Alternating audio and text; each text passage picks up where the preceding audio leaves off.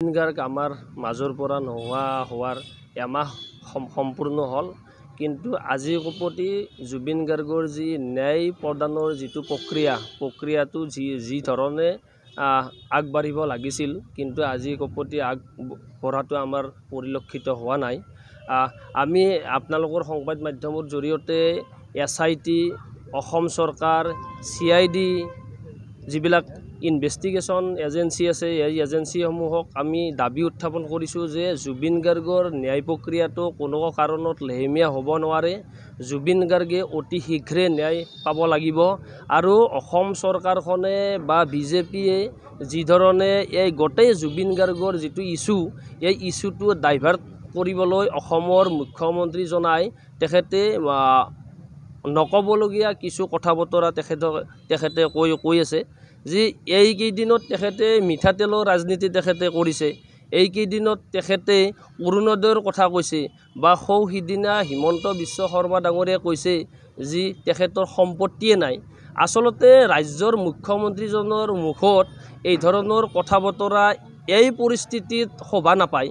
গতিকে তেখেতকো আমি আহ্বান জনাইছোঁ যে তেখেতে আমাৰ মুখ্যমন্ত্ৰী, তেখেতে ৰাজ্যৰ মুখ্যমন্ত্ৰী, তেখেতে কথা বতৰা কওঁতে তেখেতে সংযম হ'ব লাগে আৰু জুবিন গাৰ্গৰ ইছ্যুটো তেখেতে যদি এই ধৰণৰ চাৰে বেলে কোবাই ইছ্যুটো তেখেতে ডাইভাৰ্ট কৰিব বিচাৰিছে, তেতিয়াহ'লে তেখেতে জুবিন গাৰ্গৰ ইছ্যুটো ডাইভাৰ্ট কৰিব নোৱাৰিব, কিয়নো জুবিন গাৰ্গ অসমৰ প্ৰতিজন মানুহৰ প্ৰাণৰ শিল্পী।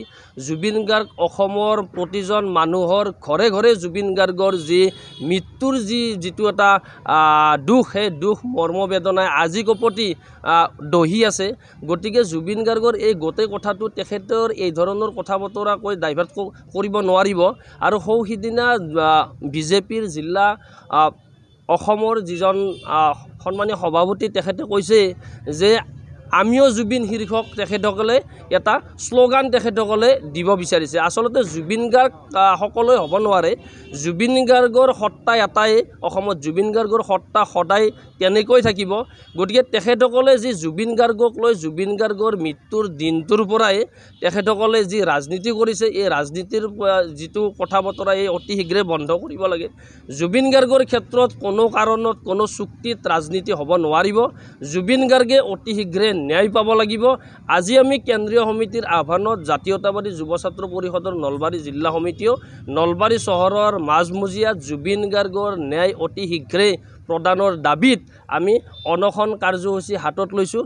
আজিৰে অনশন কাৰ্যসূচীৰ জৰিয়তেও আমি মুখ্যমন্ত্ৰী হিমন্ত বিশ্ব শৰ্মা, SIT, CIDক আমি জুবিন গাৰ্গৰ যিটো ন্যায় প্ৰক্ৰিয়া অতি শীঘ্ৰে ত্বৰান্বিত কৰি পেলাই ইয়াৰ সমস্যাৰ যিটো সমাধান, যিটো অসমৰ ৰাইজে যিটো চাই আছে, যি কি হৈছিল কি হোৱা নাই, গোটেই বিষয়খিনি ৰাজহুৱা কৰিবলৈ অনুৰোধ কৰিছোঁ।